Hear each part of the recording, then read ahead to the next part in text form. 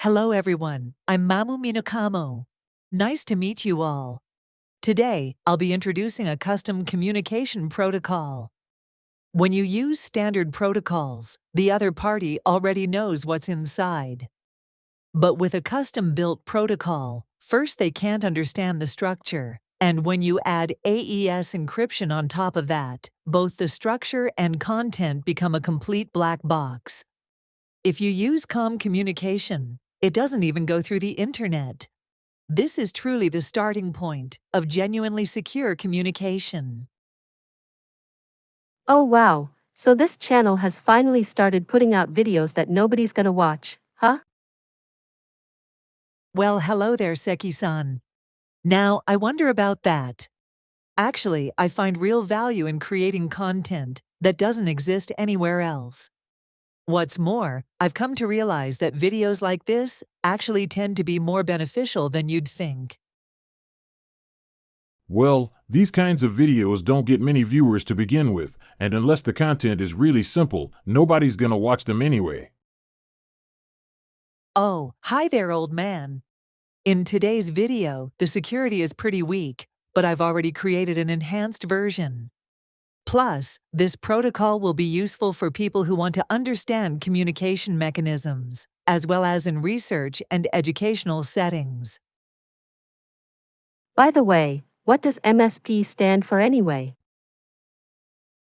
Great question. It's called the Minokamo Secure Protocol. The name's pretty lame, but come on, show us the demo already. All right. I started up the server earlier, so let me fire up PowerShell and try sending a message. I see. So if you expand on this, it could probably handle file transfers too, right?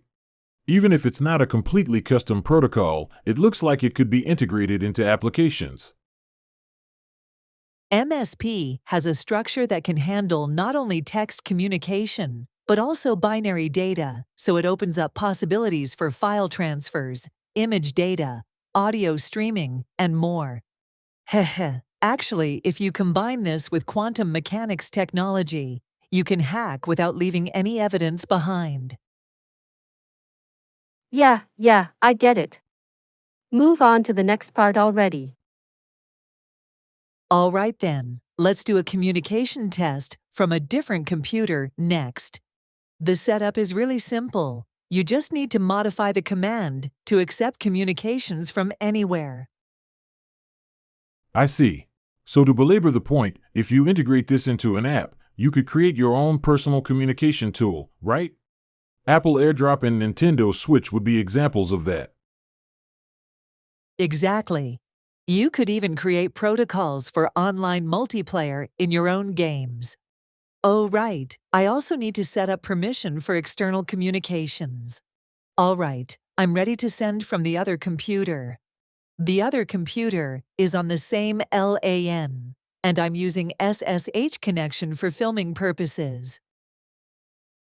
Oh yeah, that's right, it can communicate from Linux too. I completely forgot about that. Not bad. Well, all right then. Let's get on with the communication test.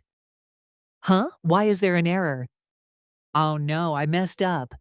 You have to type Python 3 for this to work, right? There we go, it worked.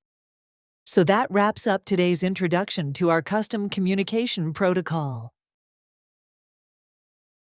Well, everyone, until we meet again, goodbye.